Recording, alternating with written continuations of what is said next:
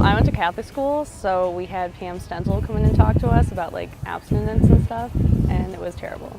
So I also didn't get a formal sex education. I was switching schools in middle school a lot, and I just never really got the correct time at any school.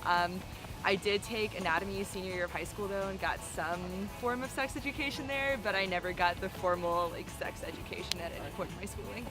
I mean, you have like the biology classes, but really not until like 9th grade through friends and the internet.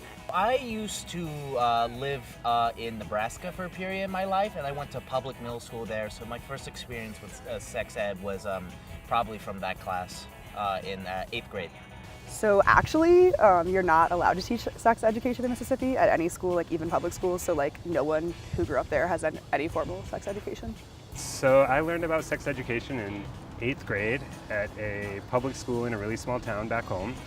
I don't remember much of it, for sure. There was lots of laughs and embarrassment and that type of thing, and I really, looking back, I'm not sure that the teachers even knew how to handle it, since it was the male and female gym teachers who were responsible for teaching sex ed. Like every kid, you learn what you think is the real thing from talking to your friends, and you hear all these stories and things, and then at some point my parents, who were not all that comfortable talking about it, but decided it was time to have the talk.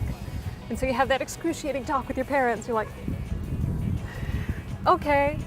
And then they decided maybe books were the better way. And so got a lot of books. And I remember one very particularly about going through puberty.